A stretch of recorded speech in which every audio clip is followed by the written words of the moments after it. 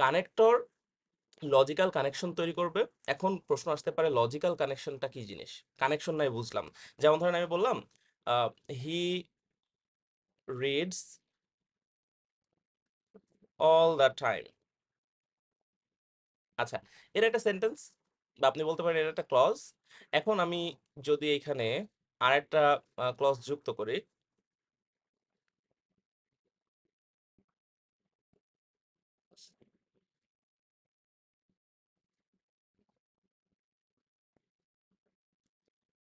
আচ্ছা এখন দেখেন, he reads all the time, সে সব সময় পড়াশোনা করে, সে সব সময় পড়ে। Dash he fails in the exam, সে পরীক্ষায় ফেল করে। এখন আপনি বলতে পারেন এখানে কানেক্টর আমি অ্যান্ড বসাইতে পারি। অ্যান্ড বসাইলে কি হয়? অ্যান্ড বসাইলে এটার অর্থ এরকম হয় যে সে সবসময় পড়াশোনা করে এবং সে পরীক্ষায় ফেল করে। এখন দেখেন এই অ্যান্ড দিয়ে কিন্তু আমরা এই দুইটা ক্লজকে কানেক্ট করতে পারলাম, কিন্তু আমার প্রশ্ন হচ্ছে এই যে কানেক্ট, আপনি যে লিঙ্কটা করলেন দুইটা ক্লজের মধ্যে, এটা কি কোনো লজিক্যাল কানেকশন হলো? এটা কি কোনো যৌক্তিক মানে কানেকশন হলো? একজন যে সবসময় পড়ে তার তো পরীক্ষায় ফেল করার কথা না। তাহলে যদি আমরা ওই যুক্তিগত দিক থেকে বিচার করি, চিন্তা করি, তাহলে যে সবসময় পড়ে তার পাশ করার কথা। কিন্তু যেহেতু এখানে ফেল করছে, তাহলে আমাদের এখানকার যে কানেকশনটা সেটা দেখেন, এই সেন্টেন্সটা আর এই সেন্টেন্সটা, এটা কি আহ, একটাই সেন্স প্রকাশ করছে? এটা কি সমার্থক নাকি এটা কন্ট্রাডিক্টরি? এটা কিন্তু বিপরীতার্থক, তাই না? যে সবসময় পড়ে সে ফেল করছে, সুতরাং আমরা এখানে অ্যান্ড ব্যবহার করতে পারবো না, এখানে আমরা ব্যবহার করব হচ্ছে but. He reads all the time but he fails in the examination, যে সবসময় পড়ে কিন্তু সে পরীক্ষায় ফেল করে। তাহলে এই যে কিন্তু দ্বারা কিন্তু আমরা বুঝাচ্ছি যে এই প্রথম যে অংশটা তার সাথে দ্বিতীয় অংশের যে সম্পর্ক সেটা হচ্ছে বিপরীতার্থক। তো সেই জন্য কানেক্টর যেটা সেটা আপনাকে বসাই দিলেই হবে না, এখানে আপনাকে লক্ষ্য করতে হবে যে সেন্টেন্স ওয়াইজ, মানে আপনার কনটেক্সট ওয়াইজ এর অর্থটা কি। আবার দেখেন, এই বার ছাড়াও কিন্তু আমরা বিপরীতার্থক বোঝানোর জন্য though, although, in spite of, despite, however অনেক টাইপের মানে কানেক্টর বসাইতে পারি। কিন্তু এই জায়গা থেকে আমরা দো অলদো বসাইতে পারবো কিনা, এইখানে কি আমরা ইনস্পাইট অফ বসাইতে পারবো কিনা, এইগুলো আবার ডিপেন্ড করবে আমার ওই স্ট্রাকচারের উপরে। তাহলে আমরা কানেক্টর শিখতে গেলে মূলত দুইটা বিষয় আপনাকে শিখতে হবে। সেটা হচ্ছে অর্থ অনুযায়ী, অর্থাৎ এই মিনিং ওয়াইজ আপনার এখানে কি বসবে। যেমন এখানে আমরা মিনিং ওয়াইজ দেখলাম হচ্ছে একটা কন্ট্রাডিক্টরি কানেক্টর গুলা বসবে। আবার কন্ট্রাডিক্টরির মধ্যেও সবগুলো আপনি বসাইতে পারবেন না, এখানে স্পেসিফিক আমাদের দেখতে হবে সেন্টেন্সের স্ট্রাকচারটা কি। তাহলে স্ট্রাকচার এখন দেখেন, এইটাকে যদি আপনি ধরেন একটা প্রিন্সিপাল ক্লজ, এটা যদি একটা প্রিন্সিপাল ক্লজ হয়, আপনারা জানেন দুইটা প্রিন্সিপাল ক্লজ বা ইন্ডিপেন্ডেন্ট ক্লজকে যুক্ত করে হচ্ছে কোঅর্ডিনেটিং কানেকশন, কনজাংশন। তাহলে কোঅর্ডিনেট কনজাংশন কোনগুলা, সেগুলা জানার জন্য আমাদের আসলে কানেক্টরের যে এলিমেন্ট গুলো আছে সেগুলো নিয়ে বিস্তারিত আলোচনা করতে হবে। তাহলে আসেন এখন আমরা কানেক্টরের এলিমেন্ট গুলা দেখি, যে মূলত কানেক্টর কি কি নিয়ে গঠিত হয়। আপনাদের মূলত আগে কি কি নিয়ে আইডিয়াটা থাকা লাগবে। তো কানেক্টর মেইনলি তিনটা এলিমেন্ট নিয়ে আমরা গঠিত হতে দেখি। তার মধ্যে সর্বপ্রথম যেটা সেটা হচ্ছে কনজাংশন। আপনারা জানেন পার্টস অফ স্পিচের যে 8টা এলিমেন্ট আছে তার মধ্যে আমরা নাম্বার 7-এ আলোচনা করি কনজাংশন। কনজাংশনের কাজও কি? সিমিলার। কনজাংশনও কি করে? কানেক্ট করে। এখন যদি কনজাংশন শুধুমাত্র কানেক্ট করতো, মানে শুধুমাত্র কনজাংশনই যদি কানেক্ট করতো, তাহলে আমরা টপিকটার নাম কিন্তু কানেক্টর দিতাম না, আমরা কিন্তু কনজাংশন দিয়ে আলোচনা করতে পারতাম। কিন্তু কানেক্টর শুধুমাত্র কনজাংশন না, কানেক্ট কনজাংশন ছাড়াও আরো বেশ কিছু এলিমেন্ট আছে যেগুলো কানেক্টরের কাজ করতে পারে। যেমন প্রিপোজিশন বা প্রিপোজিশনাল ফ্রেজ, আর কনজাংটিভ অ্যাডভার্ব বা যেগুলোকে আমরা ট্রানজিশন ওয়ার্ডও বলি। এখন আমার কথা হচ্ছে, দেখেন আমরা কনজাংশন সাধারণত দুইটা ক্লজকে কানেক্ট করতে ব্যবহার করি। যদি সেটা একটা সেন্টেন্সের মধ্যে দুইটা আলাদা আলাদা বাক্যাংশ হয়, সেইটাকে আমরা কানেক্ট করার জন্য ব্যবহার করতে পারবো। যেমন ধরেন বললাম হি is my brother, I don't like হিম। আচ্ছা এখন লক্ষ্য করেন, এইটা কিন্তু একটাই সেন্টেন্স, কেননা এখানে দেখেন শুধুমাত্র একটাই ফুল স্টপ আছে। এখানে কিন্তু আমরা এখানে কোনো ফুল স্টপ দেখছি না, এখানে কোনো ফুল স্টপ দেখছি না, সুতরাং একটাই সেন্টেন্স। এখন একটা সেন্টেন্সের মধ্যে যদি দুইটা ফিনাইট ভার্ব থাকে, দেখেন এটা একটা ফিনাইট ভার্ব, এটা একটা সাবজেক্ট, এটা একটা ফিনাইট ভার্ব, এটা একটা সাবজেক্ট। তাহলে আপনারা জানেন একটা ফিনাইট ভার্ব একটা সাবজেক্ট থাকা মানে সেটা একটা ক্লজ। তাহলে এটাও একটা ক্লজ, এটাও একটা ক্লজ। তাহলে যদি দুইটা ক্লজ হয় আমরা গঠন অনুযায়ী জানি সেটা সিম্পল সেন্টেন্স হয় না, সেটা কমপ্লেক্স অথবা কম্পাউন্ড সেন্টেন্স হয়। তাহলে দুইটা ক্লজই যদি নিজের অর্থ স্বাধীনভাবে নিজে প্রকাশ করতে পারে সেটাকে আমরা বলি ইন্ডিপেন্ডেন্ট ক্লজ বা প্রিন্সিপাল ক্লজ। তাহলে দেখেন হি ইজ মাই ব্রাদার, সে আমার ভাই, এটাও স্বাধীনভাবে আমরা বলতে পারছি, এটাও মানে অসম্পূর্ণ না। আবার যদি বলি আই ডোন্ট লাইক হিম, আমি তাকে পছন্দ করি না, এটাও কিন্তু স্বাধীন। তাহলে দুইটা প্রিন্সিপাল ক্লজ যখন যুক্ত হয়ে একটা বাক্য গঠন করে সেটাকে আমরা বলি একটা কম্পাউন্ড সেন্টেন্স। আর কম্পাউন্ড সেন্টেন্স গুলা কোঅর্ডিনেটিং কনজাংশন দ্বারা যুক্ত হয়। কোঅর্ডিনেটিং কনজাংশন একটু পরে আমরা দেখবো যে কোনগুলা। যেমন দেখেন এখানে আমরা বলতে পারি অ্যান্ড, বাট, অর, সাধারণত এগুলাই আমরা কম্পাউন্ড সেন্টেন্সের মধ্যে ব্যবহার করি। তাহলে এখানে কিন্তু অ্যান্ড দিলে হবে না, এখানে অর্থটা মিল রাখার জন্য বাট ব্যবহার করতে হবে, কারণ আপনার ভাইকে তো আপনার পছন্দ করা উচিত, কিন্তু আপনি পছন্দ করছেন না। আর he is my brother but I don't like him. তাহলে দেখেন এখানে কিন্তু আমরা বাট কনজাংশনটা ব্যবহার করতে পারলাম, কনজাংশনটা আমরা দুইটা ক্লজের মধ্যে ব্যবহার করতে পারি। কিন্তু এই সেম সেন্টেন্সটাই যদি এরকমটা থাকতো, ধরেন আমি যদি এই সেন্টেন্সটাই বলতাম যে হি ইজ মাই ব্রাদার, শেষ। এখন আর একটা সেন্টেন্স, আই ডোন্ট লাইক হিম। এখন আমার প্রশ্ন হচ্ছে এখানে কি আপনি অ্যান্ড, বাট, অর এগুলা যুক্ত করতে পারবেন কিনা? না, এটা আপনি এখানে যুক্ত করতে পারবেন না। এখানে আপনাকে যুক্ত করতে হবে এই যে কনজাংটিভ অ্যাডভার্ব। ঠিক আছে? তাহলে কনজাংশনটা মূলত আমরা সেন্টেন্সের মধ্যে দুইটা ক্লজ, দুইটা ওয়ার্ড, দুইটা আপনি বলতে পারেন ফ্রেজ, এগুলোর মধ্যে ব্যবহার করি। আর যদি আপনি নতুন সেন্টেন্স শুরু করতে হয় আপনাকে, আম, তখন আপনাকে মেইনলি যেতে হবে এই কনজাংটিভ অ্যাডভার্ব গুলার মধ্যে, মানে ট্রানজিশন ওয়ার্ড গুলার মধ্যে। তবে হ্যাঁ, এটা নট অল দ্য টাইম, আসলে এগুলো খুবই সূক্ষ্ম সূক্ষ্ম বিষয়, আপনাকে একদম বেসিক থেকে আইডিয়া গুলা হচ্ছে ডেভেলপ করতে হবে, তাহলে এগুলা বুঝতে অত বেশি কষ্ট হবে না। তাহলে দেখেন এই জায়গায় বাট ছাড়া আমরা আর কি কি ব্যবহার করতে পারি দেখেন। আমরা এখানে কি বলতে পারি, হি ইজ মাই ব্রাদার, সে আমার ভাই। হাউ এভার, হাউ এভার, যাই হোক, আমি তাকে পছন্দ করি না। তাহলে এইটা কিন্তু এখানে অ্যাকসেপ্টেবল। আবার আপনি এখানে কি বলতে পারেন, এখানে কি দো বলতে পারবেন না, সেটা কিন্তু আবার হবে কমপ্লেক্স সেন্টেন্সে, মানে যেখানে সাবঅর্ডিনেট ক্লজের মধ্যে দো, অল দো, ইনস্পাইট অফ, ডিসপাইট এগুলো সাবঅর্ডিনেট কনজাংশন, সেই জন্য। আচ্ছা, তাহলে এখন আমরা একটু কনজাংশন নিয়ে আলোচনা করব। প্রথমে আমরা একটু কনজাংশন প্রথমে আলোচনা করব, তারপরে আমি আজকের ক্লাসটা মূলত রেখেছি আপনাদের প্যাটার্ন ওয়াইজ কানেক্টর গুলো আপনাদের দেখাবো। আসলে আমাদের বইগুলাতে বা বিভিন্ন ক্লাস আপনারা করে থাকেন, সেখানে দেখেন যে আপনাদের শুধুমাত্র একটা ঢালাও ভাবে প্লেইনলি শিখায় দেয় যে এখানে এখানে অ্যান্ড যুক্ত হবে, এরকম এরকম অর্থ বুঝাইলে এখানে এটা যুক্ত হবে, কিন্তু আমি ওইভাবে শেখাতে যাচ্ছি না। আমি আপনাদের প্যাটার্ন ওয়াইজ শেখাবো যে প্রথম যেই বাক্যটা আছে আর দ্বিতীয় যে বাক্যটা আছে এই দুইটার মধ্যে সম্পর্কটা কিরূপ। আপনি যদি এই সম্পর্কটা নির্ণয় করে ফেলতে পারেন, মানে এই দুইটা কি একে অপরকে কমপ্লিমেন্ট করছে, যদি কমপ্লিমেন্ট করে তাহলে আপনি ওই যে and, in addition, more ever, besides এগুলা দিতে পারবেন। কিন্তু যদি দেখেন যে এটার মতো যে এইটা এটাকে কমপ্লিমেন্ট করছে না, বরং এটা এটা থেকে বিপরীত, তাহলে আপনার এটা পড়বে হচ্ছে কন্ট্রাস্ট ক্যাটাগরির মধ্যে, মানে যেটা বিপরীতার্থক। তো তার জন্য আমি বলবো কয়েকটা কানেক্টর, তার মধ্যে কিন্তু আপনি যদি গ্রামারের ফরম্যাটটা মনে রাখেন তাহলে যে কোনো একটা কিন্তু ব্যবহার করা যাবে। তো কানেক্টরের বিউটিটাই এটা যে এখানে একটা নির্দিষ্ট অ্যান্সার থাকে না, এখানে আপনার একটা সেট অফ কানেক্টরস থাকে যেগুলো মনে রাখলে যে কোনো একটা আপনি এখানে ব্যবহার করতে পারবেন। তো আসলে আমরা শুরু করি। তাহলে দেখেন প্রথমেই কনজাংশনের আলোচনায় যদি আসি, কনজাংশন মূলত তিন প্রকার। প্রথমটা হচ্ছে sub ordinating conjunction. Sub ordinating conjunction কি, আমরা একটু আগেই ক্লজের আলোচনা করলাম। তো ক্লজের আলোচনায় আমরা দেখেছি আহ, যে ক্লজ প্রধানত আমরা দুই প্রকার বললাম, একটা হচ্ছে সাবঅর্ডিনেট, একটা হচ্ছে প্রিন্সিপাল ক্লজ, আর আমরা একটা কোঅর্ডিনেটিং ক্লজও বলি। আচ্ছা, এখন আমরা আসেন যদি একটু ভালো করে আপনাকে বোঝানোর চেষ্টা করি। ধরেন আমি বললাম okay, let me change my pen. ধরেন বললাম যে though he is poor, he uses an iPhone. আচ্ছা, এখন লক্ষ্য করেন, দো হি ইজ পোর, যদিও সে গরিব, হি ইউজেস অ্যান আইফোন। জিনিসটা কত আইরনিক না, সে গরিব কিন্তু সে আইফোন ব্যবহার করে। সাধারণত গরিব হলে তো আইফোন ব্যবহার করা মানে উচিত না, এটা তো অস্বাভাবিক তাই না, আনইউজুয়াল। তো এখন দেখেন এইটা কিন্তু একটা ক্লজ, কারণ ক্লজ হলে আমরা জানি যে কি থাকে, তার মধ্যে একটা ফিনাইট ভার্ব থাকে আর একটা সাবজেক্ট থাকে।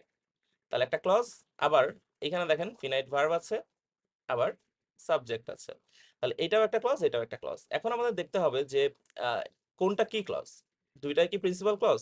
নাকি একটা সাবঅর্ডিনেট ক্লজ, একটা প্রিন্সিপাল ক্লজ, এরকম ভাবে আপনাকে বিচার করতে হবে। তাহলে আমরা জানি প্রিন্সিপাল ক্লজ বা ইন্ডিপেন্ডেন্ট ক্লজ যেটা নিজের অর্থ স্বাধীনভাবে প্রকাশ করতে পারে অন্য কারো সহায়তা ছাড়া। তাহলে এখন দেখেন হি ইউজেস অ্যান আইফোন, সে একটা আইফোন ব্যবহার করে, এটা কিন্তু নিজের স্বাধীন, তার মানে এটা হচ্ছে আমাদের প্রিন্সিপাল ক্লজ বা ইন্ডিপেন্ডেন্ট ক্লজ। ঠিক আছে, প্রিন্সিপাল ক্লজ। এবার যদি আপনি এইটা লক্ষ্য করেন, দো হি ইজ পোর, যদিও সে গরিব, যদিও সে গরিব বলে আপনি যদি বাক্যটা শেষ করে দেন, তাহলে মানে এটাকে একটা কমপ্লিট সেন্স প্রকাশ করছে না, এটা কিন্তু কমপ্লিট সেন্স প্রকাশ করছে না। তাহলে এটা বোঝা যাচ্ছে যে এর অর্থটা সম্পূর্ণ প্রকাশ করার জন্য অন্য একটা ক্লজের উপর ডিপেন্ডেন্ট, ওই জন্য এটাকে বলা হয় ডিপেন্ডেন্ট ক্লজ অথবা সাব অর্ডিনেট ক্লজ। তাহলে এইটা হচ্ছে সাব অর্ডিনেট ক্লজ।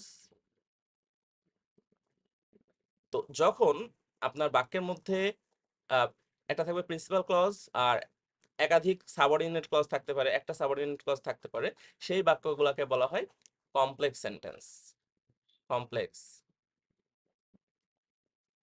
আর যখন দুইটাই প্রিন্সিপাল ক্লজ থাকে বা সবগুলাই প্রিন্সিপাল ক্লজ থাকবে, সেগুলো হয় কম্পাউন্ড সেন্টেন্স। আর যখন একটাই ক্লজ থাকবে একটা সেন্টেন্সে, যেমন যদি শুধু এইটুকু বলতাম সেন্টেন্সটা, হি ইউজেস অ্যান আইফোন, তাহলে এইটা হচ্ছে একটা সিম্পল সেন্টেন্স হতো। তাহলে দেখেন এটা আমাদের কমপ্লেক্স সেন্টেন্স। এখন কমপ্লেক্স সেন্টেন্সে অবশ্যই একটা সাবঅর্ডিনেট ক্লজ থাকবে, একটা প্রিন্সিপাল ক্লজ থাকবে। তো আমাদের আলোচনাটা হচ্ছে এইখানে, এই যে সাবঅর্ডিনেট ক্লজটা শুরু হয়েছে দেখেন কোন শব্দটা দিয়ে, দো। তো দো এইটা হচ্ছে একটা কনজাংশন। সাবঅর্ডিনেট ক্লজে যে কনজাংশনটা আমরা ব্যবহার করব সেটারই নাম হচ্ছে subordinating conjunction.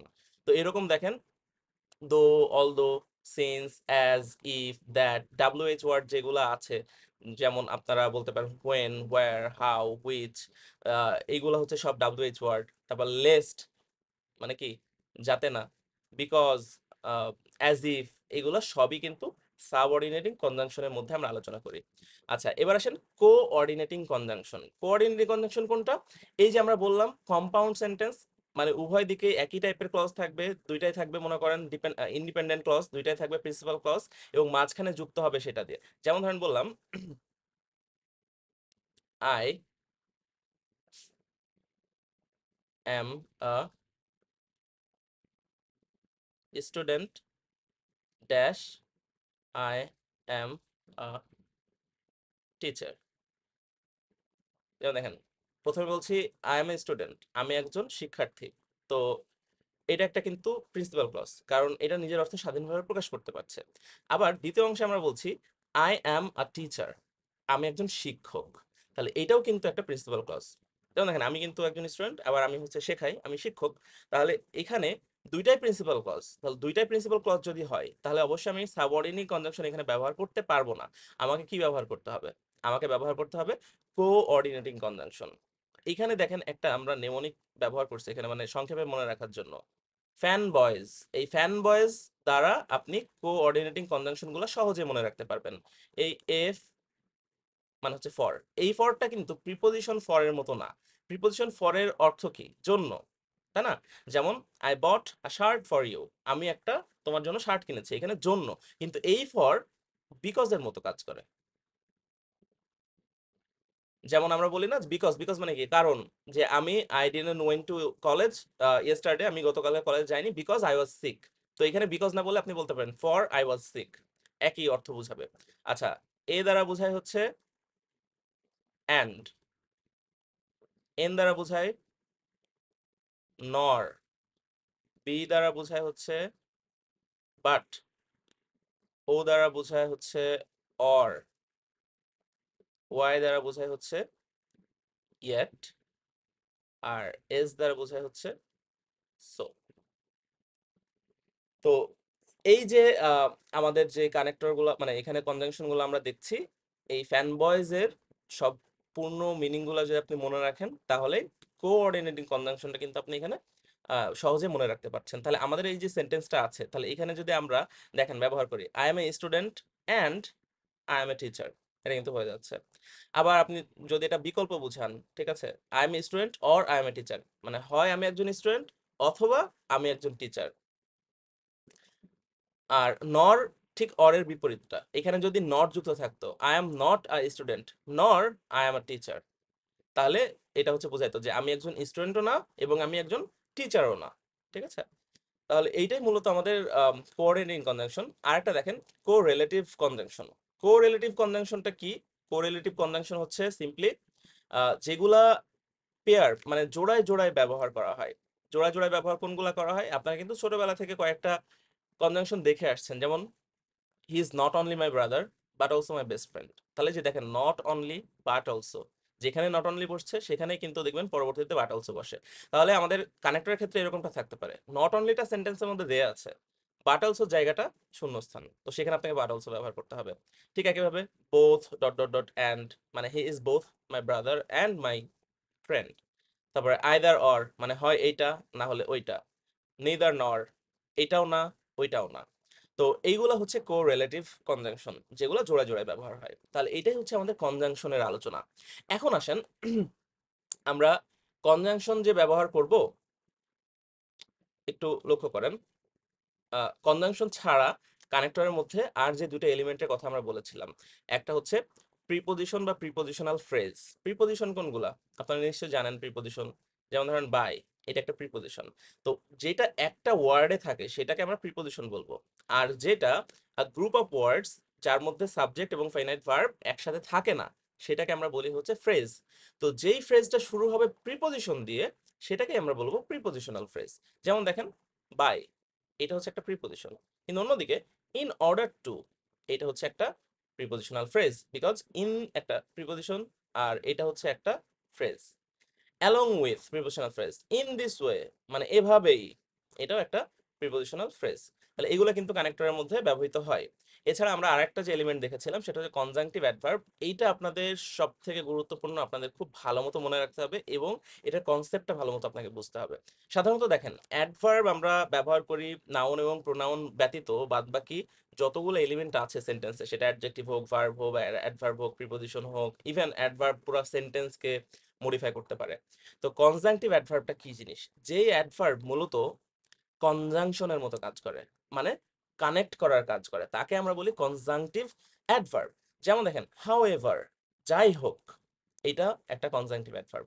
Consequently, then, firstly, at first, secondly, additionally, এই যে যতগুলো আপনারা ব্যবহার করেন দেখেন আপনাদের কিন্তু এটা মনে হচ্ছে যে হ্যাঁ এগুলো আমি ব্যবহার করি বেশি, যে ফার্স্টলি, সেকেন্ডলি, থার্ডলি, এগুলো কিন্তু সব কনজাংটিভ অ্যাডভার্ব।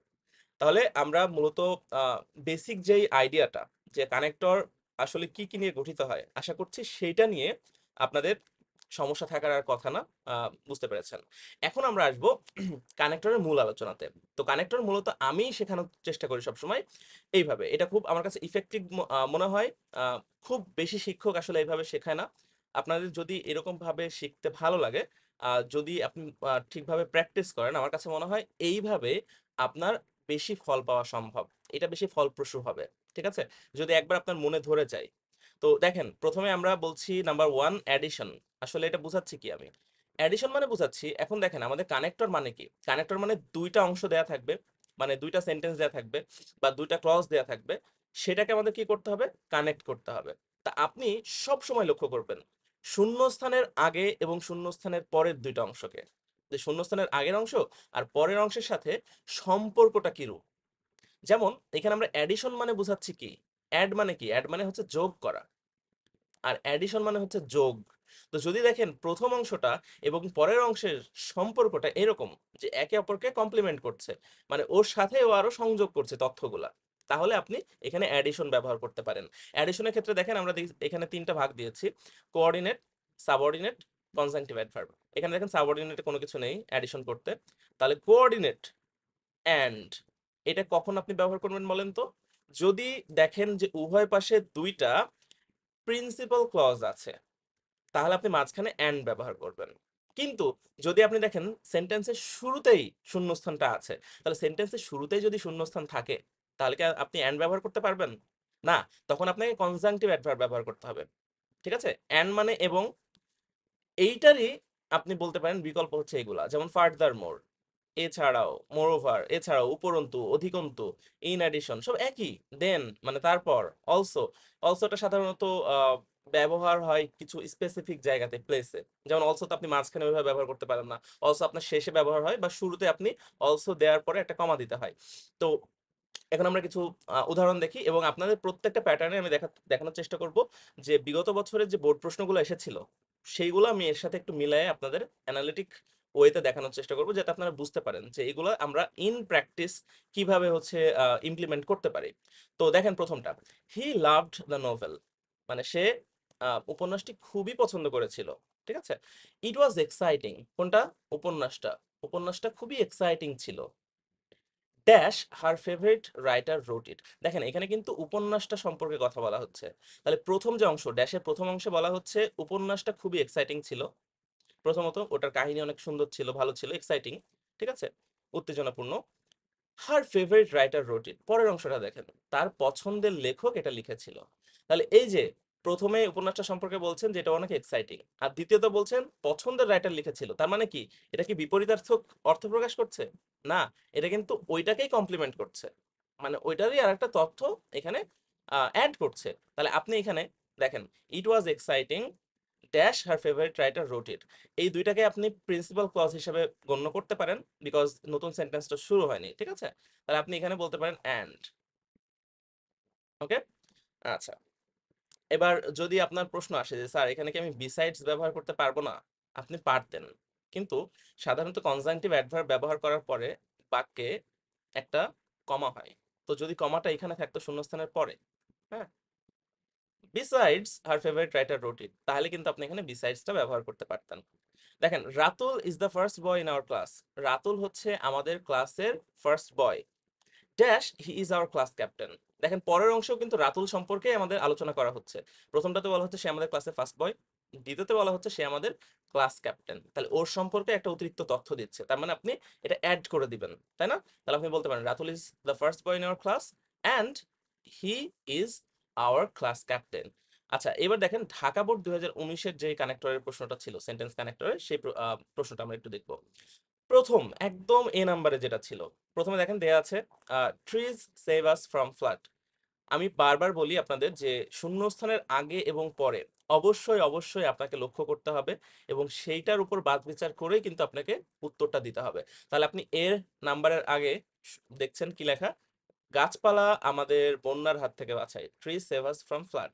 তাহলে গাছপালা কি করে আমাদের, সেটা বলছে যে গাছপালা আমাদের বন্যার হাত থেকে বাঁচায়। ট্রিজ প্রোভাইড আস টিম্বার, গাছপালা আমাদের কাঠও সরবরাহ করে, কাঠও প্রদান করে। তাহলে দেখেন গাছপালার অবদান কিন্তু এখানে বলা হয়েছে, দ্বিতীয়ত এখানেও কিন্তু গাছপালার অবদানটাই বলা হচ্ছে। তাহলে আপনি কি এটা অ্যাডিশন ক্যাটাগরির মধ্যে ফেলতে পারেন না? কিন্তু এখন এখানে অ্যান্ড দিতে পারবেন কিনা? না, এখানে অ্যান্ড এর থেকে বেশি অ্যাপ্রোপ্রিয়েট হচ্ছে কনস্ট্রাকটিভ অ্যাডভার্ব গুলা, বিকজ এটা একটা নতুন সেন্টেন্স শুরু হয়েছে এবং নতুন সেন্টেন্সের পরে দেখেন নতুন সেন্টেন্সের শুরুতেই শূন্যস্থানটা এবং পরে একটা কি আছে, পরে একটা কমা আছে। তো সাধারণত কোঅর্ডিনেট কনজাংশন যেটা, যে অ্যান্ড, অ্যান্ড ব্যবহার করার পরে দেখবেন না যে কমা থাকে। ঠিক আছে, তাহলে আপনার মনে হতে পারে যে এখানে অ্যান্ড দিলে তো অর্থটা হয়ে যাচ্ছে যে গাছপালা আমাদের বন্যার হাত থেকে বাঁচায় এবং আমাদের কাঠ সরবরাহ করে, কাঠ প্রোভাইড করে, টিম্বার প্রোভাইড করে। শুনে মনে হচ্ছে হয়ে যাবে, কিন্তু এইখানে সব থেকে বড় মিস্টেকটা আপনারা করেন। সেজন্যই আমি বলবো যে এই বেসিক জায়গাগুলা আপনাদের খুবই খুবই খুবই ইম্পর্ট্যান্ট। এগুলো আমার কাছে মনে হয় যে শিক্ষকদের আসলে এই মূল আলোচনায় যাওয়ার আগে এইগুলা অবশ্যই অবশ্যই আলোচনা করা প্রয়োজন। তাহলে বছরের পর বছর স্টুডেন্টদের মধ্যে এই ভুলভাল ইয়েগুলা, স্ট্র্যাটেজিগুলা, এগুলা ইনবিল্ট হয়ে যাচ্ছে, পরবর্তীতে তারা অনেক বেশি ভোগে এটা নিয়ে। তাহলে এখানে আমরা কি দিতে পারি দেখেন, এখানে আমরা দিতে পারি মোর ওভার, এখানে আমরা দিতে পারি বিসাইডস, এখানে আমরা দিতে পারি ইন অ্যাডিশন। দেখেন একবার যদি আপনি বুঝে যান না যে এখানে এই ক্যাটাগরিটা বসবে, এই প্যাটার্নটা, যেমন আমি অ্যাডিশন প্যাটার্নটা আমি একবার এটা আইডেন্টিফাই করে ফেলতে পেরেছি, এখন আমার যদি ফার্দার মোর না মনে থাকে, আমার মনে করেন বিসাইডস মনে আছে, তাহলেই কিন্তু হয়ে যাবে। একজন দিল বিসাইডস, একজন দিল ইন অ্যাডিশন, মানে যেকোনো একজনের ঠিক হয়েছে না, এখানে উভয়েরই ঠিক হবে। তো কানেক্টর খুবই কিন্তু ফ্লেক্সিবল, আপনি এখানে জাস্ট ক্যাটাগরিটা মনে রাখতে পারলে সেই ক্যাটাগরির যে কোনো একটা কানেক্টর এখানে ব্যবহার করতে পারছেন। আবার যদি আপনি অলসো দেন এখানে শুরুতেই, আর আরেকটা জিনিস মনে রাখবেন, যেহেতু সেন্টেন্সের শুরুতেই আছে শূন্যস্থানটা, যে কানেক্টরটা ব্যবহার করবেন না কেন অবশ্যই সেটাকে ক্যাপিটালাইজ করতে হবে। হ্যাঁ, আর আরেকটা এখানে আমি সংবিধিবদ্ধ সতর্কীকরণ দিয়ে দিই, এই যে বিসাইডস, এইটাকে ম্যাক্সিমামই আপনারা লেখেন বিসাইড, কিন্তু আমি বলি বিসাইডটা হচ্ছে একটা প্রেপোজিশন। বিসাইড এর অর্থ হচ্ছে পাশে, যেমন he is sitting beside her, যে সে তার পাশে বসে আছে, এটা হলো পাশে। আর বিসাইডস এর সাথে একটা এস যদি যুক্ত করে দেন, এইটা হয়ে যাবে একটা কনজাংশন, মানে কানেক্টর হয়ে যাবে। বিসাইডস এর মানে হচ্ছে কি, বিসাইডস এর মানে হচ্ছে এ ছাড়াও। তো দুইটার অর্থ কিন্তু কমপ্লিটলি ডিফারেন্ট। তো মাথায় রাখবেন, যখন আপনি কানেক্টর হিসেবে ব্যবহার করছেন তখন অবশ্যই বিসাইডস দিবেন, নট বিসাইড। তো আশা করছি আমি অ্যাডিশনের যে আলোচনাটা সেটা আপনাদের বুঝাতে পেরেছি। এখন আসেন, let's move on to the next one, which is contrast. দেখেন, আমরা প্রথমে দেখলাম অ্যাডিশন, মানে যদি শূন্যস্থানের আগের আইডিয়াটা পরের আইডিয়ার সাথে একসাথে সামঞ্জস্যপূর্ণ হয়, মানে একটাই আরেকটাকে কমপ্লিমেন্ট করে। দ্বিতীয়টা পুরোটাই বিপরীত। যদি দেখেন প্রথমে যে অংশটা দেয়া আছে তার অর্থের সাথে পরের অংশের অর্থটা কন্ট্রাডিক্টরি, অর্থাৎ বৈপরীত্য যদি প্রকাশ করে, তখন আপনি এই কন্ট্রাস্ট ব্যবহার করবেন। কন্ট্রাস্টের জন্য প্রথমে আমরা যেই কানেক্টরগুলো সেটা দেখেন, প্রথমে দেখেন কনজাংশন, কোঅর্ডিনেট কনজাংশন হচ্ছে বাট এবং ইয়েট, অর্থাৎ যদি শূন্যস্থানের উভয় পাশে প্রিন্সিপাল ক্লজ থাকে, মানে একই ধরনের ক্লজ থাকে, তখন আপনি বাট এবং ইয়েট ব্যবহার করতে পারবেন। বাট মানে কিন্তু, ইয়েট মানে তবুও। সাবঅর্ডিনেট কনজাংশন মানে যদি একটা কমপ্লেক্স সেন্টেন্স হয়, তাহলে সাবঅর্ডিনেট ক্লজের মধ্যে আপনি এগুলো ব্যবহার করতে পারবেন। while, though, although, even though, whereas, তাই না? আর conjunctive adverb, in contrast, on the contrary, on the other hand, instead, however, still, etcetera. তার মানে যদি শূন্যস্থানটা থাকে সেন্টেন্সের শুরুতেই এবং নতুন মানে সেন্টেন্সে আর কি, এবং তারপরে দেখেন একটা কমা আছে, তখন আপনার এই কনজাংটিভ অ্যাডভার্ব গুলো দিতে হবে। তাহলে আমরা একটু আইডিয়াটা দেখি। মোস্ট স্টুডেন্টস হেট, আচ্ছা এখানে হেটস হবে না, হেট হবে। মোস্ট স্টুডেন্টস হেট হোমওয়ার্ক, তাহলে অধিকাংশ শিক্ষার্থী হোমওয়ার্ক পছন্দ করে না, তারা ঘৃণা করে, তাদের ভাল লাগে না। ড্যাশ নাইমুল এনজয়স দেম, মানে নাইমুল আবার মানে শুধু পছন্দ করে তাই না, সে আবার উপভোগ করে। তাহলে এখন দেখেন এই যে প্রথম বাক্যটা এখানে বলছে যে অধিকাংশ স্টুডেন্ট হোমওয়ার্ক হেট করে, দ্বিতীয় অংশে বলছে নাইমুল এটাকে এনজয় করে। তাহলে এইটা আর এইটা, এটা কি এক টাইপের হইলো? না, এটা কিন্তু বিপরীতার্থক। তাহলে আমরা কন্ট্রাস্টের মধ্যে আমরা ফেলতে পারছি। এখন লক্ষ্য করেন, আমরা কি এইখানে যে কোনো একটা বসাতে পারবো কিনা? না, আমরা এখানে বসাতে পারবো না, বিকজ এটা একটা সেন্টেন্সের মধ্যেই আমাদের এই কানেক্টরটা ব্যবহার করতে হবে। তাহলে আপনাকে এখন যাইতে হবে কোথায়? দেখেন সাবঅর্ডিনেট কনজাংশনটা দেখেন। আপনি এখানে বলতে পারেন most students hate homework while Naimul enjoys them, whereas Naimul enjoys them, though Naimul enjoys them, যদিও নাইমুল পছন্দ করে, whereas যেখানে নাইমুল পছন্দ করে বা এনজয় করে, তাহলে দেখেন এটা কিন্তু হয়ে যাচ্ছে। তো এইগুলাই আপনাকে লক্ষ্য রাখতে হবে। ঠিক একইভাবে, আচ্ছা সরি, এখানে আমরা সাবঅর্ডিনেটের থেকে এখানে আমরা কিন্তু প্রিন্সিপাল ক্লজ হিসেবে দুইটাকে বলতে পারি। মোস্ট স্টুডেন্টস হেট হোমওয়ার্ক, এটা কিন্তু নিজে স্বাধীন। আবার নাইমুল এনজয়েস দেম, এটাও স্বাধীন। তাহলে আপনি এখানে কোঅর্ডিনেট ব্যবহার করতে পারেন, যে বাট নাইমুল এনজয়েস দেম। কিন্তু এই যে শুরুতে যখন আছে দেখেন, dash most students hate homework, Naimul enjoys them, এখানে নাইমুল এনজয়েস দেমটা হচ্ছে প্রিন্সিপাল ক্লজ। আর মোস্ট স্টুডেন্টস হেট হোমওয়ার্ক, এইখানে আপনি যদি দো অল দো ব্যবহার করেন, ধরেন আমি বললাম তো মোস্ট স্টুডেন্টস হেট হোমওয়ার্ক, যদিও বেশিরভাগ শিক্ষার্থী হোমওয়ার্ক হেট করে, তাহলে এইটা কিন্তু একটা সাবঅর্ডিনেট ক্লজ। সেই জন্য আপনাকে এইখানে ব্যবহার করতে হবে সাবঅর্ডিনেট কনজাংশন। কিন্তু আমরা যদি একটা বোর্ড প্রশ্ন দেখি, দেখেন ঢাকা বোর্ডেরই ওই গত ইয়ের পরের থেকে, তাহলে দেখেন এখানে আমরা ঢাকা বোর্ডের প্রথমে এ নাম্বার প্রশ্নটা দেখলাম যেটা অ্যাডিশনের মধ্যে যাচ্ছে, আবার এখন দেখেন বি নাম্বারে যখন চলে আসছি, এটা কিন্তু আবার আমাদের প্যাটার্নটা চেঞ্জ হয়ে যাচ্ছে। তার মানে আপনাদের সব থেকে গুরুত্বপূর্ণ কোনটা বুঝতে পেরেছেন? আপনারা যখন প্যাসেজটা পড়বেন, অবশ্যই অবশ্যই অবশ্যই প্রত্যেকটা সেন্টেন্স একে অপরের সাথে এই সম্পর্কটা আগে কি করা ট্রাই করবেন, আগে আইডেন্টিফাই করা ট্রাই করবেন, যে এটা কি অ্যাডিশন নাকি এটা কন্ট্রাস্ট, ঠিক আছে? নাকি আরো আমরা দেখাতে থাকবো আপনাদের একাধারে যতগুলা এখানে পারা যায়।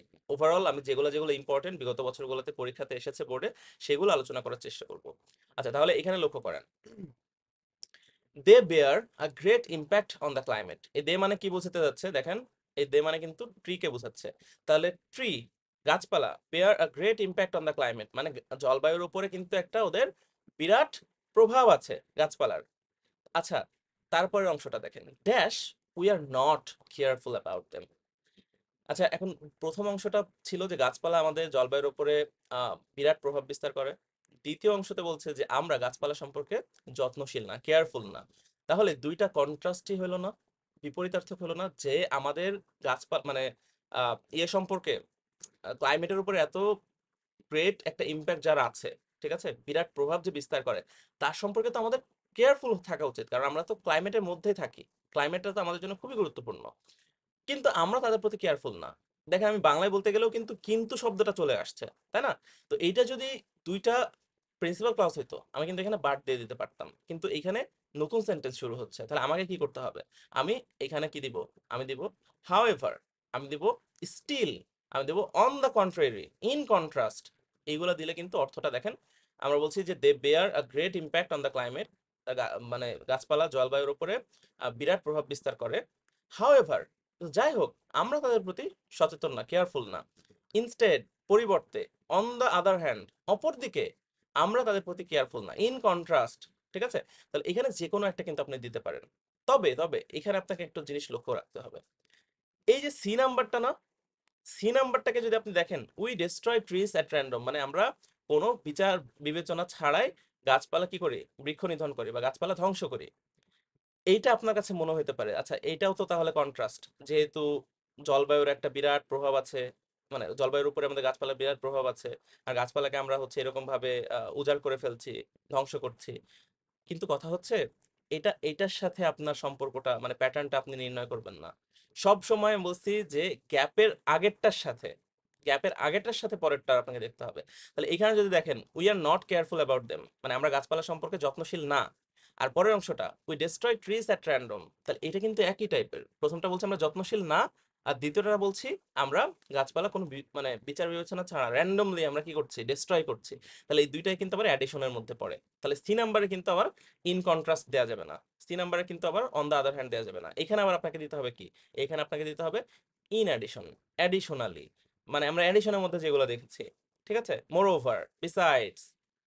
তো এই জিনিসগুলোই খুবই সূক্ষ্ম সূক্ষ্ম বিষয়, এগুলো বুঝতে পারলে কিন্তু কানেক্টর অনেকাংশে আপনারা মানে কানেক্টর সম্পর্কে একটা ওই যে কনফিডেন্সটা, এটা কিন্তু আপনার গ্রো করবে। আচ্ছা, আমরা let's move on to the third one, similarity. Similarity আপনারা তো শব্দের অর্থটাই জানেন, সিমিলারিটি মানে কি? মিল, সাদৃশ্যতা।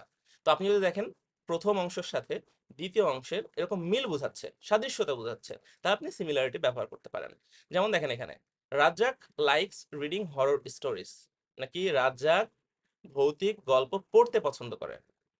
দ্বিতীয় অংশে বলছে his sister loves watching horror movies, তার বোন ভৌতিক মুভিগুলা, চলচ্চিত্রগুলা, ঠিক আছে, হরর মুভি দেখতে পছন্দ করে। আচ্ছা, এখন মনে হতে পারে যে একজন তো স্টোরি পড়তে পছন্দ করে, কিন্তু আরেকজন মুভি দেখতে পছন্দ করে। কিন্তু এদের মধ্যে দেখেন, এদের মধ্যে একটা কমন শব্দ হচ্ছে হরর। তাহলে দুইজনের কিন্তু এই হরর এলিমেন্টটা পছন্দ। তাহলে আপনি এখানে সিমিলারিটি, এই প্যাটার্নটা এখানে অ্যাপ্লাই করতে পারেন। তাহলে সিমিলারিটির ক্ষেত্রে আমরা দেখছি কি, সাবঅর্ডিনেটের মধ্যে জাস্ট অ্যাজ এটা আছে, আর কনজাংটিভ অ্যাডভার্বের মধ্যে similarly, likewise, in the same way, correspondingly to, এগুলো আপনি ব্যবহার করতে পারেন। তাহলে আপনি এখানে দিতে পারেন Razzak likes reading horror stories, similarly his sister loves watching horror movies.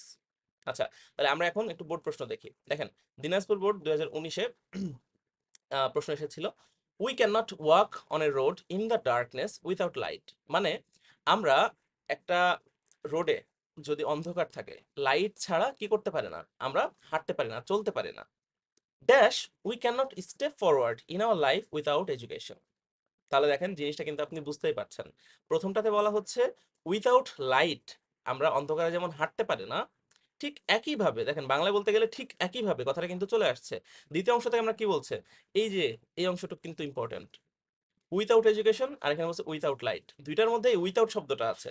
এখানে বলছে যে ঠিক যেভাবে আমরা অন্ধকারে আলো ছাড়া চলতে পারি না, ঠিক সেইভাবে শিক্ষা ছাড়া আমরা জীবনে কি করতে পারি না, স্টেপ ফরওয়ার্ড আমরা এগিয়ে যেতে পারি না। তাহলে আপনি এখানে কি দিতে পারেন? আপনি এখানে দিতে পারেন সিমিলারলি, আপনি এখানে দিতে পারেন ইন দা সেম ওয়ে, করেসপন্ডিংলি, মানে যেহেতু এটা একটা নতুন সেন্টেন্স শুরু হচ্ছে এবং তারপরে কমা আছে, তার মানে আপনাকে কনজাংটিভ অ্যাডভার্ব দিতে হবে। আপনি কিন্তু এখানে সাবঅর্ডিনেট কনজাংশন দিতে পারবেন না। আচ্ছা, যদি এটা একই সেন্টেন্সের মধ্যে হতো, তখন আপনি এখানে দিতেন যে just as we can not step forward in our life without education. আশা করছি আমি আপনাদের মানে এই কোর আইডিয়াটা বোঝাতে পারছি যে কিভাবে দ্বিতীয় অংশটার সাথে প্রথম অংশটার আপনার সম্পর্ক নির্ণয় করার মাধ্যমেই কানেক্টরটা সহজে করতে পারবেন। আচ্ছা, এখন আসেন নাম্বার 4, কজ বা রিজন। দুইটার অর্থ আপনারা বুঝতে পারছেন। কারণ দেখেন, পৃথিবীতে কোনো অ্যাকশনে কিন্তু শুধু শুধু হয় না, এমনি এমনিতে কিন্তু হয় না। প্রত্যেকটা অ্যাকশনের পিছনে কিন্তু কোনো না কোনো কারণ থাকে, আমরা যেটাকে কার্যকারণ বলি, তাই না? Causality, cause and effect. তাহলে কজ যদি বুঝাই, তাহলে আমরা কোঅর্ডিনেটে দেখতে পাচ্ছি ফর, এটা কিন্তু আপনার প্রথমে আমি বলেছি ফর মানে এখানে কিন্তু জন্য না, ফর মানে এখানে বিকজ এর মতো ব্যবহৃত হয়, ঠিক আছে, কেন না। আচ্ছা, সাবঅর্ডিনেটের মধ্যে আমরা বিকজ পাচ্ছি, সিন্স পাচ্ছি, অ্যাজ লং অ্যাজ। কনজাংটিভ অ্যাডভার্বে দেখেন ডিউ টু, বিকজ অফ। আচ্ছা, এখন লক্ষ্য করেন, the game was cancelled, game কি হয়ে গেছিল, ক্যান্সেল করা হয়েছিল, ড্যাশ দ্য রেইন। আচ্ছা, পরের যে অংশটা আছে এইটা কিন্তু দেখেন কোনো ক্লজ না, কোনো সেন্টেন্স না।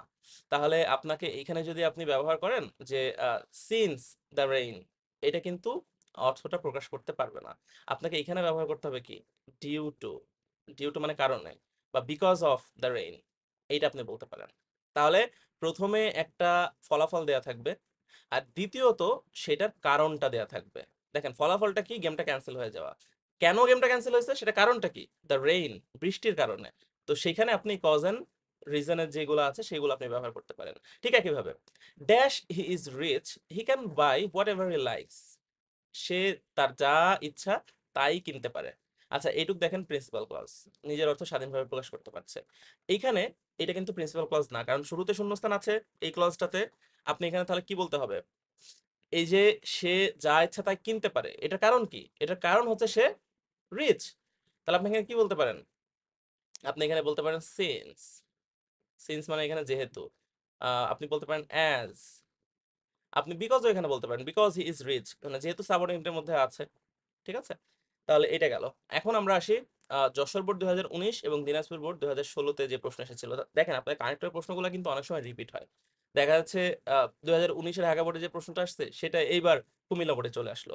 ওই জন্য আমি সবসময় বলি যে আপনারা যখন প্র্যাকটিস করবেন মডেল টেস্টগুলোর আগে, সবার আগে আহ, যারা একদম ফার্স্ট ইয়ারে আছেন, একদম শুরু থেকে যারা আছেন, সবসময় প্র্যাকটিসটা শুরু করবেন হচ্ছে বোর্ড প্রশ্ন থেকে। কারণ বোর্ড প্রশ্ন প্র্যাকটিস করলে আপনারা বুঝতে পারবেন যে বোর্ডে কোন স্ট্যান্ডার্ডের প্রশ্নগুলো আসে। ঠিক আছে, তাহলে আমরা এই প্রশ্নটা দেখি। এ ম্যান শুড হ্যাভ ট্রাস্টওয়ার্দিনেস, একটা মানুষের কি থাকা উচিত, ট্রাস্টওয়ার্দিনেস, বিশ্বাসযোগ্যতা থাকা উচিত, dash nobody trust a liar. আচ্ছা, কেন থাকা উচিত, এটা হলো ফলাফল। এটা কারণ কি, কেন থাকা উচিত, কারণ কেউ একটা মিথ্যাবাদীকে পছন্দ করে না।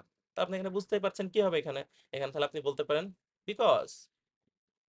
আপনি যদি দুইটাকেই প্রিন্সিপাল ক্লজ ধরেন আপনি বলতে পারেন ফর। আপনি এখানে বলতে পারেন, আচ্ছা, ডিউ টু কি বলতে পারবেন, দেখেন ডিউ টু কিন্তু আপনি বলতে পারবেন না, কারণ ডিউ টু এইটা দেখেন আমাদের প্রিপোজিশনাল ফ্রেজের মতো কাজ করছে। তো আমরা জানেন প্রিপোজিশনের পরে সরাসরি নাউনটা বসে, তাই না, কিন্তু এখানে কিন্তু সরাসরি কি বসছে, একটা ক্লজ বসে যাচ্ছে। তো ডিউ টুর পরে আপনি জাস্ট যদি একটা ওয়ার্ড থাকে, যেমন এই যে এখানে যেমন ডিউ টু দ্য রেইন, তখন আপনি এটা ব্যবহার করতে পারেন আর কি।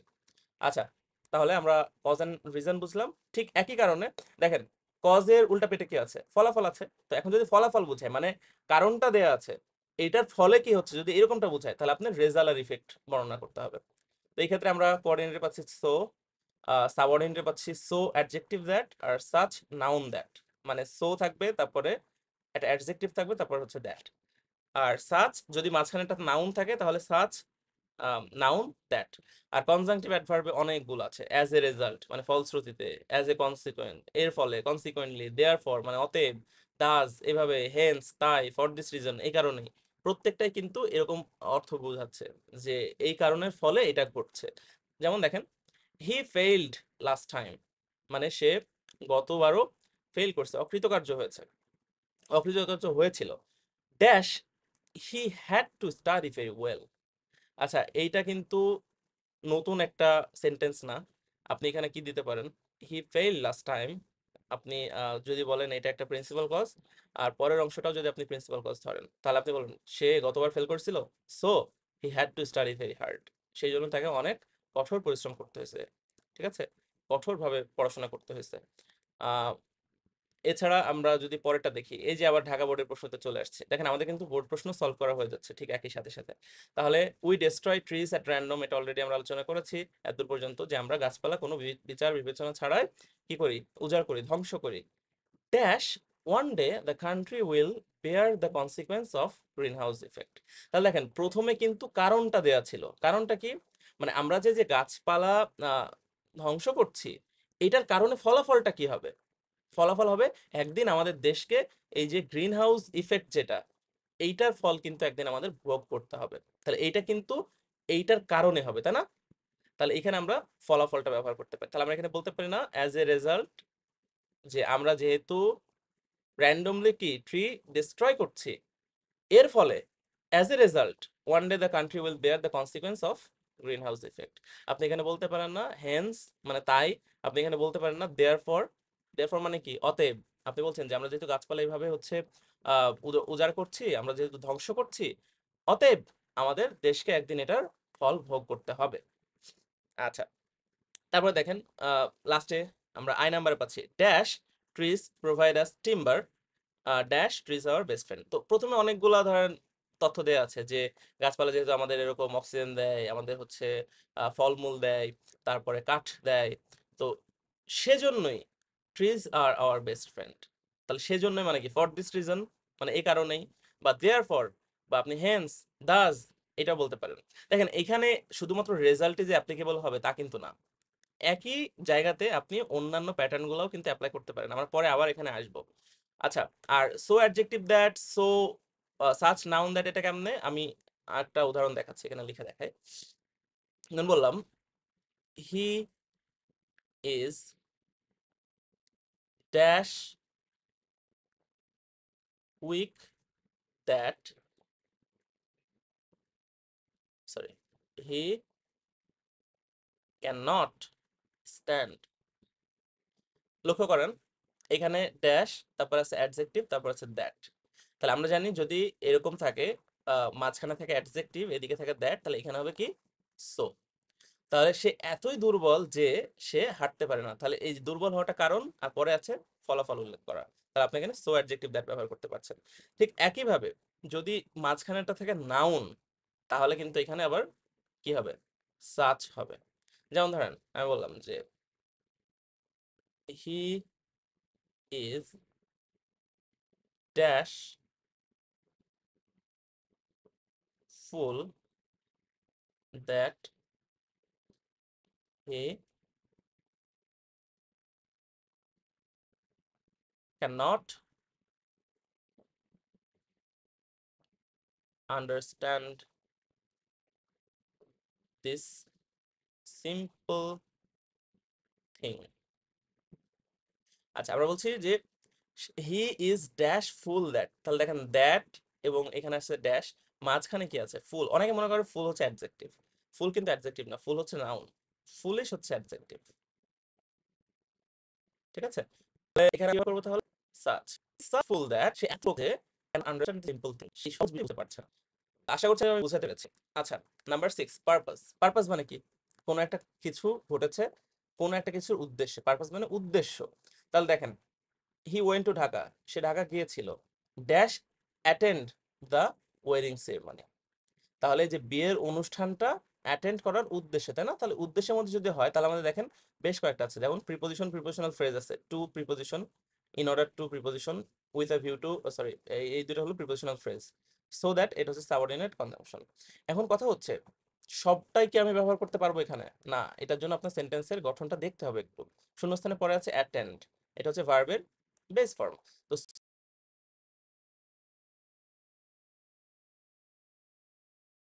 সো দ্যাট যদি আপনি দেন, সো দ্যাট এর পরে অবশ্যই একটা কি আসবে, একটা ক্লজ আসবে, তার মানে একটা সাবজেক্ট আসবে, একটা ফিনাইট ভার্ব আসবে। কিন্তু এখানে দেখেন শূন্যস্থানের পরে কিন্তু সাবজেক্ট নেই, তার মানে সো দ্যাট এখানে হবে না। আপনি তাহলে এখানে কি দিতে পারেন, আপনি টু দিতে পারেন। হি went to Dhaka to attend the wedding ceremony. আপনি এখানে ইন অর্ডার টু দিতে পারেন, ইন অর্ডার টুর পরেও ভার্বের বেস ফর্ম হয়, কিন্তু উইথ এ ভিউ টুর পরে আবার কি হয়, ভার্ব, ভার্বের সাথে আইএনজি ফর্মটা হয়। তাহলে এখানে যেহেতু আইএনজি ফর্ম নেই, তাহলে আমরা এখানে টু বা ইন অর্ডার টু দিতে পারি। আচ্ছা, এবার এইটা দেখেন সেম সেন্টেন্সটাই, he went to Dhaka dash he could attend the wedding ceremony. এখানে দেখেন ড্যাশের পরে সাবজেক্টও আছে, ফিনাইট ভার্বও আছে, তাহলে এটা একটা নতুন ক্লজ। তাহলে এইখানে আপনাকে আবার সো দ্যাট ব্যবহার করতে হবে। সো দ্যাট মানে কি, যাতে, তাহলে সে ঢাকা গিয়েছিল যাতে সে ওয়েডিং সেরেমনিটা অ্যাটেন্ড করতে পারে। আচ্ছা, তারপর এটা দেখেন রিতা কল্ড মি, রিতা আমাকে কল করেছিল। আপনি ডাকা বলতে মানে কল বুঝাতে পারেন, আবার ধরেন ফোনে কল দিয়েছিল। Rita called me dash informing the news. আচ্ছা, ইনফর্মিং ভার্ব প্লাস আইএনজি আছে, আপনি জানেন ভার্ব প্লাস আইএনজি কিসের পরে হয়, এই তো। তাহলে আপনি এখানে with a view to informing the news, এই তো, সহজ। এবার আসেন টাইম অ্যান্ড সিকোয়েন্স, এটা আপনাদের সব থেকে বেশি সোজা লাগে এবং আপনারা একবার যদি মানে পেয়ে যান কোনোভাবে ফার্স্টলি, সেকেন্ডলি, থার্ডলি এগুলা, তাহলে আর কে ঠেকাইছে আপনাদের? একদম ফার্স্টলি থেকে শুরু করে 10th পর্যন্ত আপনারা দিয়ে দেন পারলে। তবে আমি বলবো যে এই জায়গায় একটু সূক্ষ্ম বিষয় আছে যেটা বুঝতে পারলে কিন্তু আপনি আসলেই ভালো করতে পারবেন এই জায়গাটাতে।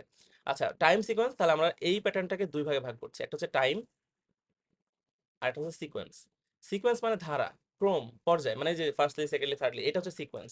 আর টাইম মানে সময়, কারণ সময়ের ক্ষেত্রে বেশ কিছু জিনিস ব্যবহার হতে পারে। যেমন দেখেন এগুলো সব সময়, হ্যাঁ। বিফোর মানে পূর্বে, আফটার মানে পরে, হোয়েন মানে কখন, বা এখানে বোঝাচ্ছে যখন, ঠিক আছে। হোয়েন এভার, যখনই হোক। হোয়াইল, এটাও যখন। হোয়াইলের দেখেন এক একটার পরে কিন্তু ভার্বের এক একটা ফর্ম হয়, যেমন হোয়াইলের পরে ভার্ব প্লাস আইএনজি হয়। আচ্ছা, টিল পর্যন্ত, আনটিল পর্যন্ত। তারপর দেখেন সিন্স আমরা কিন্তু কজের মধ্যেও ব্যবহার করছিলাম ওইখানে, মানে যেহেতু হিসাবে ব্যবহৃত হচ্ছিল। আবার সিন্স কিন্তু আমরা টাইমের ক্ষেত্রে ব্যবহার করি, ঠিক আছে, যখন একটা নির্দিষ্ট সময় ধরে কোনো কিছু চলমান বোঝাই, ওই যে পারফেক্ট কন্টিনিউয়াস টেন্সে, তখন আমরা সিন্স ব্যবহার করি। ওয়ান্স একদা, অ্যাজ সুন অ্যাজ মানে সাথে সাথে, এরকমটা বোঝায়। তাহলে এখন আপনাকে এইটা বুঝতে হবে। যেমন দেখেন he has been reciting the holy Quran, সে আহ, কোরআন শরীফ তেলাওয়াত করছে ড্যাশ হিজ চাইল্ডহুড। তার মানে আমরা এই যে বললাম যে প্রেজেন্ট কন্টিনিউয়াস টেন্সে, মানে পারফেক্ট কন্টিনিউয়াস টেন্সে, মানে কোনো কিছু একটা নির্দিষ্ট সময় ধরে চলমান বুঝাইলে সেখানে আমরা কি ব্যবহার করি? সেখানে আমরা সিন্স ব্যবহার করি। তাহলে নির্দিষ্ট সময়, সে একদম চাইল্ডহুড থেকে কি করছে? কোরআন শরীফ তিলাওয়াত করছে, এখন পর্যন্ত কিন্তু চলমান, এখনো করে সে। আচ্ছা, he had broken his leg dash he came here. আপনার পাস্ট পারফেক্ট টেন্সের গঠন জানেন যে যদি একটা অংশে থাকে পাস্ট পারফেক্ট, এই যে হ্যাড প্লাস ভি3, আর একটা অংশে থাকে হচ্ছে পাস্ট ইনডিফিনাইট, তাহলে এখানে আছে ভি2, এখানে আছে হ্যাড প্লাস ভি3, এখানে হবে হচ্ছে বিফোর। দেখেন বিফোর এর আগের অংশে হয় হ্যাড প্লাস ভি3, আর বিফোর এর পরের অংশে হয় ভি2। এখানে যদি আফটার হইতো, তাহলে আফটার এর পরে হয়তো এই হ্যাড প্লাস ভি3, তাহলে এখানে হয়তো হি হ্যাড কাম, আর এখানে হয়তো হি ব্রোক, এই ব্রোকেনটা হয়ে যেত ভি2। তাহলে বিফোর এর আগে হ্যাড প্লাস ভি3, এই যে হ্যাড প্লাস ভি3, আর বিফোর এর পরের অংশে ভি2। আফটার কখন হবে? যদি আফটার দেখেন তাহলে দেখবেন যে আগে আছে ভি2 এবং পরে আছে হ্যাড প্লাস ভি3, ঠিক আছে। তো এইগুলো হচ্ছে সময়ের ক্ষেত্রে। আচ্ছা, এখন কনজাংটিভ অ্যাডভার্ব গুলো আমরা দেখি, মানে যেগুলো সিকোয়েন্সের ক্ষেত্রে আমরা ব্যবহার করতে পারবো। যেমন দেখেন, যখন কোনো কিছু একটা উল্লেখ করা থাকবে, ধরেন আপনাকে প্রথমে বলে দিল যে এইটা করার জন্য তোমাকে অনেকগুলা বিষয় পূরণ করতে হবে, তোমাকে অনেকগুলা বিষয় করতে হবে। এই যে অনেকগুলা বিষয়, a number of things, many things, এইভাবে দিয়ে তারপরে অংশে দেখবেন শূন্যস্থানে পরে একে একে বর্ণনা করা শুরু করছে। যেমন ধরেন আমি আপনাকে বললাম যে তুমি যদি জিপিএ 5 পেতে চাও, তাহলে তোমাকে বেশ কয়েকটা বিষয় লক্ষ্য রাখতে হবে বা বেশ কয়েকটা জিনিস ফলো করতে হবে। যেমন ড্যাশ, তোমাকে ভালো মতো পড়াশোনা করতে হবে। তোমার ড্যাশ মানে কি? প্রথমত, প্রথমত তোমাকে ভালো নিয়মিত পড়াশোনা করতে হবে। দ্বিতীয়ত, শিক্ষকদের কথা মেনে চলতে হবে। তৃতীয়ত, তোমাকে ধারাবাহিকতা বজায় রাখতে হবে। ঠিক একইভাবে তাহলে দেখেন, এই যে ঢাকা বোর্ডে যে প্রশ্নটা আছে, আমরা বলছি যে trees play a vital role on our climate, যে গাছপালা আমাদের আহ, পরিবেশের উপরে, আমাদের জলবায়ুর উপরে, জলবায়ুতে দারুণ একটা, ঠিক আছে, ভাইটাল মানে কি? গুরুত্বপূর্ণ, গুরুত্বপূর্ণ একটা ভূমিকা পালন করে। তারপরে দেখেন একে একে যে যে ভূমিকা পালন করে আমরা বললাম, তাহলে কি কি ভূমিকা পালন করে সেটা কিন্তু একে একে বিবরণ দেওয়া শুরু করছে। তাহলে এটা কিন্তু আমরা সিকোয়েন্সের মধ্যে ফেলতে পারি। তাহলে আমরা এখানে বলতে পারি কি, at first trees keep the soil strong. At first কেন বলছি? বিকজ আপনি শুরু করছেন এটা। এখন সবাইকে অ্যাট ফার্স্ট দিবেন না, আমি বলি যে সাধারণত ভ্যারিয়েশন আনতে। আপনি একবার দিচ্ছেন ফার্স্ট, ফার্স্টলি, অ্যাট ফার্স্ট, সবগুলো কিন্তু সিমিলার অর্থ প্রকাশ করে, ঠিক আছে। তাহলে আপনি বললেন যে অ্যাট ফার্স্ট, অথবা কেউ বললেন ফার্স্টলি। আচ্ছা, তারপর আমাদের টেন্ডেন্সি হচ্ছে কি, যেহেতু ফার্স্টলি বলে দিছি, পরেরটা আমি সেকেন্ডলি দিয়ে শুরু করি, তারপরে তো থার্ডলি দিই। তো এগুলো খুব জেনেরিক লাগে, মানে টিচার দেখেন সাধারণত সবাই এইটাই করবে। তা আপনি যদি একটু স্ট্যান্ড আউট করতে চান, আপনি কি করতে পারেন বলেন তো? এখানে আপনি বললেন যে firstly trees keep the soil strong, গাছপালা মাটিকে কি করে? শক্ত রাখে।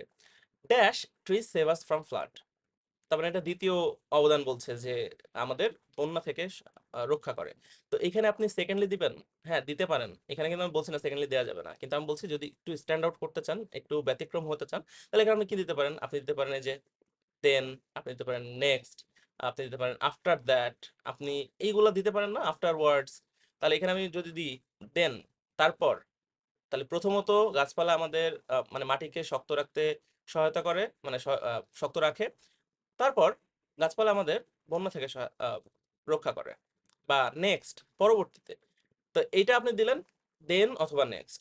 তো অনেকের এখন টেন্ডেন্সি থাকে যে যেহেতু এখানে ফার্স্টলি দিছিলাম, এখানে সেকেন্ডলি তো দিইনি, এখানে দেন বা নেক্সট দিছি, তাহলে এইখানে আমি সেকেন্ডলি দিব। না, এটা কিন্তু করা যাবে না। এই যে দেন বা নেক্সট বা আফটারওয়ার্ড যাই দিলেন না কেন, এটা কিন্তু সেকেন্ডলির কাজটা করে দিচ্ছে। তাহলে আপনি যে লাস্ট এইখানে আবার থার্ডলি দিতে হবে। ঠিক আছে? তো যেহেতু এইটাই শেষ, তো এখানে আমি থার্ডলি না দিয়ে শেষটাতে আমরা দিব কি? শেষটাতে আমরা দিব লাস্টলি, শেষটাতে দিব আমরা ফাইনালি, অ্যাট লাস্ট।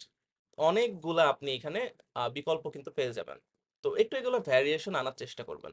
তাই এটাই হচ্ছে আমাদের টাইম অ্যান্ড সিকোয়েন্স। এখন আমরা আরেকটা উদাহরণ দেখি টাইম সিকোয়েন্সেরই। ঠিক আছে? এটা হচ্ছে আপনার যে যশোর বোর্ড 2017 এবং রাজশাহী বোর্ড 2019-এর প্রশ্ন। আচ্ছা, আর বলছে there are many reasons behind it. F number, তার মানে এর আগে আরো বেশ কয়েকটা ছিল। তো এখান থেকে শুরু হয়েছে। তাহলে এখানে কি সম্পর্কে কথা বলা হচ্ছে আমরা দেখি। আমরা হয়তো এখানে বলা হতে পারে আম, আচ্ছা, এখানে দেশের কোন একটা জাতীয় সমস্যা নিয়ে কথা বলা হচ্ছে। যে আমাদের যে আনএমপ্লয়মেন্ট হতে পারে, বা আমাদের যে আহ, অনুন্নত দেশ, ঠিক আছে, এটা কেন, এটার কথাও হতে পারে, বা আমাদের পোভার্টির কথাও হতে পারে।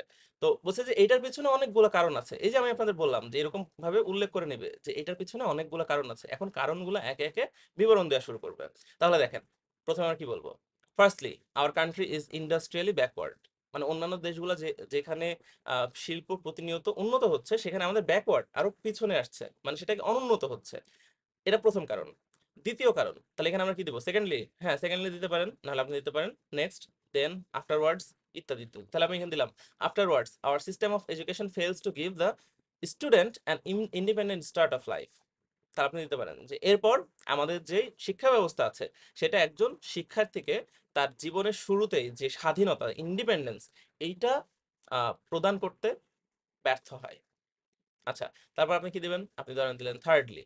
Thirdly, it has little provision for vocational training. ঠিক আছে? তারপর আপনি কি দিবেন? ফোর্থলি দিবেন? না। তো এই পরপর থার্ডলি ফোর্থলি এগুলো দিবেন, শুনতে একটু মানে রিডান্ডেন্সি লাগে, বাহুল্য লাগে। তো আপনি একটা দিলেন থার্ডলি, তারপর আপনি আবার দেন নেক্সট, দেন। কিন্তু মাথায় রাখবেন যে যেহেতু এটা থার্ডলি দিচ্ছেন, তারপর এটা দিলেন নেক্সট, তার মানে ওইটাই ফোর্থলির কাজটা করে দিল। ঠিক আছে? লাস্টে আপনি ফাইনালি দিয়ে শেষ করে দিবেন। আচ্ছা, তাহলে এর মাধ্যমে আমরা টাইম অ্যান্ড সিকোয়েন্সটা শেষ করতে পারলাম। এখন আমরা আসি কন্ডিশন অ্যান্ড পসিবিলিটি। আচ্ছা, কন্ডিশন পসিবিলিটি কি? কন্ডিশন মানে কি? কন্ডিশন মানে অবস্থা? না, এখানে কন্ডিশন মানে আমরা শর্ত বোঝাচ্ছি। আর পসিবিলিটি মানে সম্ভাব্যতা, যে হয় এইটা, না হয় ওইটা, এই টাইপের। তাহলে দেখেন, আমরা মানে শূন্যস্থানের আগে এবং পরে আসি। Dash, you need to study attentively. তোমাকে খুব মনোযোগ সহকারে পড়াশোনা করতে হবে। Dash, you will not do well in life. তাহলে এইখানে কি? এইটা হচ্ছে পসিবিলিটি, তাই না? যে তুমি যদি ভালো মতো পড়াশোনা না করো, তাহলে এখানে আমরা কি বলতে পারি? Or, you need to study attentively, তুমি ভালো মতো পড়াশোনা তোমাকে করতে হবে। অর, অথবা you will not do well in life, তুমি জীবনে ভালো করতে পারবে না। তাহলে আমি এখানে এই পসিবিলিটিটা কিন্তু অ্যাপ্লাই করতে পারছি। আচ্ছা, এইবার দেখেন, ড্যাশ হি কলস মি পার্সোনালি, সে যদি আমাকে পার্সোনালি ডাকে, কল করে, I will not go to the event. আচ্ছা, এখন এইখানে কিন্তু কন্ডিশন অ্যাপ্লাই হচ্ছে। এখন কন্ডিশন মানে কি? আপনারা মনে করেন ইফ, তাই না? কন্ডিশনাল সেন্টেন্স আমরা ইফ দিয়ে শুরু করি। তাহলে এখন যদি আমি ইফ বসাই, কি হবে বলেন তো? ইফ হি কলস মি পার্সোনালি, সে যদি আমাকে পার্সোনালি কল করে, তাহলে আমি সেই ইভেন্টে যাব না। আচ্ছা, আমি যাব না, সে কল করলে আমি যাব না কেন? আপনি এইটা বলতে পারেন যে সে যদি আমাকে পার্সোনালি কল না করে, তাহলে আমি যাব না। তো ইফ, এটা পজিটিভ কন্ডিশন বোঝায়। তো এইখানে আপনার নেগেটিভ কন্ডিশন, তো এটা হবে হচ্ছে আনলেস। আনলেস মানে যদি না, যদি না সে আমাকে পার্সোনালি কল করে, তাহলে আমি যাব না। তাহলে এই যে পরে যে ইফেক্টটা থাকে কন্ডিশনের পরে, দেখেন আমরা জানি যে ইফ বাক্য যেই মানে কন্ডিশনাল সেন্টেন্স গুলো হয়, ইফ যুক্ত যে ক্লজটা সেটা হচ্ছে কন্ডিশন বোঝায়, তাই না? যে ইফ হি কামস, যদি সে আসে, আই উইল গো, আমি যাব। তাহলে একটা থাকে কন্ডিশন, একটা থাকে সেটার ফলাফল। তো যদি ফলাফলটা থাকে পজিটিভ, তাহলে আপনি ইফ যুক্ত করতে পারেন। আর ফলাফলটা যদি নট যুক্ত থাকে, মানে নেগেটিভ থাকে, তাহলে আপনি আনলেস দিবেন। তাহলে আনলেস হি কলস me personally, I will not go to that event. ঠিক আছে? তাহলে এটা গেল আমাদের কন্ডিশন। তাহলে এখানে দেখেন, আমরা সিলেট বোর্ড 2019-এর একটা প্রশ্ন আছে। Education is essential in our life. মানে শিক্ষা আমাদের জীবনে কি? অপরিহার্য। Dash, we are not properly educated, we can not live an honourable life in society. তাহলে দেখেন, এখানে কিন্তু কি আছে? Can not live. তার মানে কি? এটা নেগেটিভ ইফেক্ট বোঝাচ্ছে। তাহলে আপনি এখানে আনলেস ব্যবহার করবেন। আনলেস, তাহলে unless we are not properly educated, যদি না আমরা যথাযথভাবে শিক্ষিত হই, we can not live an honourable life in society, তাহলে আমরা সমাজে একটা সম্মানজনক জীবন যাপন করতে পারি না বা পারবো না। ঠিক আছে, তাহলে এটা হলো আমাদের কন্ডিশন। ওকে, এরপর আসে আমরা এক্সাম্পল। এটা সব থেকে ইজিয়েস্ট বাই ফার। আমরা জানি এক্সাম্পল মানে কি, উদাহরণ। যখন কোনো কিছু একটা উদাহরণ দিচ্ছে, ধরেন বললো যে বাংলাদেশে আহ বাংলাদেশ ষড়ঋতুর দেশ, বাংলাদেশে 6টা ঋতু আছে, যেমন গ্রীষ্ম, বর্ষা, শরৎ, হেমন্ত, শীত, বসন্ত। তাহলে এই যে যেমন ইংরেজিতে আমরা মানে বাংলাতে যেটা আমরা যেমন বলি, ঠিক সেটাকে আপনারা ইংরেজিতে কিভাবে বলেন? আপনারা বলেন সাচ অ্যাজ, লাইক। আমি বলি সাচ অ্যাজ, লাইক, এগুলো তো খুবই জেনারিক, এগুলো তো খুব বেশি বহুল ব্যবহৃত। একটু আপডেট করেন, ঠিক আছে? টিচারকে একটু আকৃষ্ট করতে হবে। তো ফর এক্সাম্পল এইটাও অনেকটা কমন। আমার সব থেকে মানে পার্সোনাল ফেভারিট হচ্ছে for instance. For instance sounds nice না?